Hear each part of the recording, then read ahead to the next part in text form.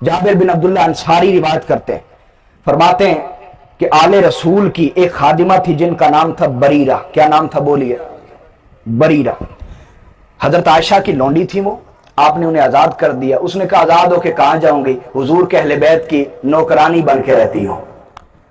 क्या काम करती थी? झाड़ू देती थी, इमाम हसन हुसैन के कपड़े धोती थी, खिदमत करती थी। बस एक दिन वो गली बाजार में निकली, उसकी चोटी खुल गई, बालों की चोटी खुल गई, का दुपट्टे से बाहर आ गई।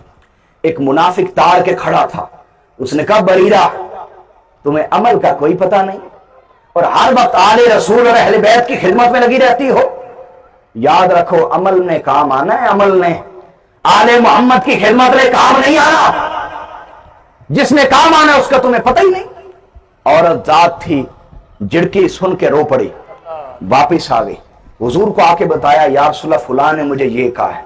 आकल इस्लाम इस हालत में निकले, फखारजा यजुर्रु रिदाअहु मुहम्मरतन वजनताहु, इस हालत में निकले कि चादर जमीन पर घिसड़ रही थी और आपके जो रुखसार थे सुलग हो चुके थे।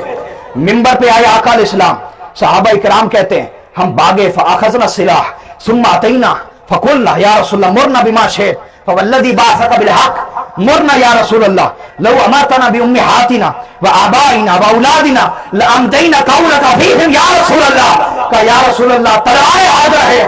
हुजूर ने किसने आपको तकलीफ दी? आका बता दें, अगर आप हमें अपनी माओ के खिलाफ हुक्म देंगे, माओ के सर काट देंगे, बापों के खिलाफ हुक्म देंगे, बापों के सर काट देंगे, औलादों के खिलाफ हुक्म देंगे, औलादों के सर काट के ला देंगे।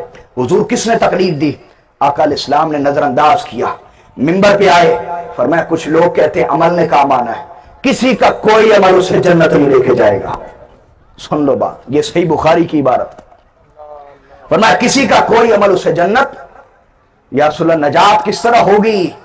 फरमाया नजात अल्लाह के फजल से होगी। फिर फरमाया बताओ मैं कौन हूं? क्या पूछा? मन अना, मैं कौन हूं?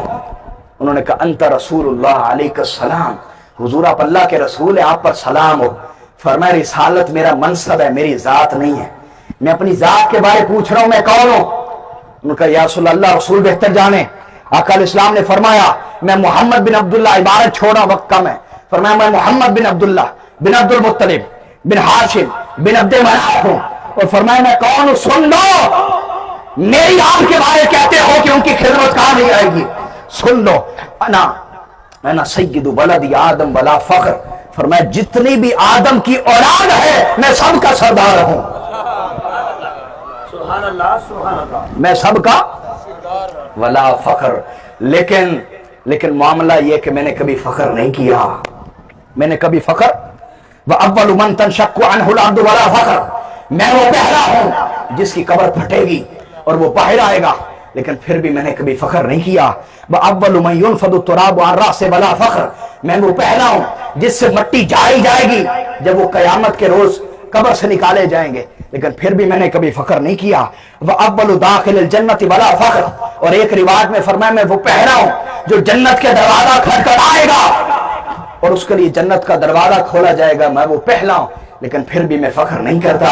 वह अव्वलु दाखिल जन्नति वला फख्र, मैं वो पहला हूं जो जन्नत में दाखिल होगा, लेकिन फिर भी मैं फख्र नहीं करता।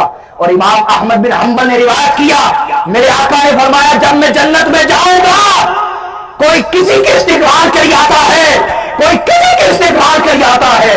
जब मैं जन्नत में जाऊंगा तो रब्बे जब्बार खुद मेरे इस्तिगफार को आएगा, फिर भी मैं फख्र नहीं करता, फिर भी मैं फख्र नहीं करता। और फिर फरमाया सुन लो मां बाल वकवामिन यज़ुमून अन्न रहमी ला तनफा, उस कौम का क्या हाल होगा जो सोच बैठी है कि अमल ने काम आना है और मेरी निस्बत ने काम नहीं आना, मेरी औलाद को मेरी निस्बत ने काम नहीं आना, उस कौम का क्या हशर होगा। फरमाया लैसा कमा ज़अमू, जैसा वो सोच के बैठे ऐसा नहीं होने वाला,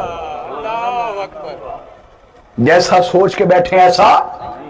हमारा एक मुरीद फौत हो गया, वकील था, वो चला गया तबलीग के ऊपर 10 मुहर्रम का दिन, उसने अपने अमीर से कहा कि जनाब आज ही को इमाम हुसैन की बात सुना दे। उसने कहा बेटा छोड़ो, ये तो शियों के इमाम हैं, शियों के इमाम हैं, ارے یہ درس دے رہے ہو تم، یہ درس دے رہے ہو، یہ دین پڑھا رہے ہو، ادھر سامنے رکھو اپنے سامنے کربلا۔ معذرت میں تھوڑا سا ٹائم لے رہا ہوں لیکن بہت قیمتی باتیں دے کے جا رہا ہوں۔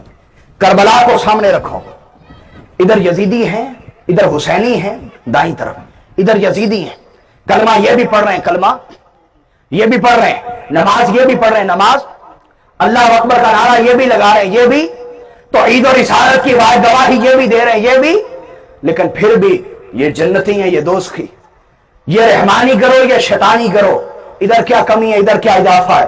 ایک ہی چیز، وہ ذات حسین ہے۔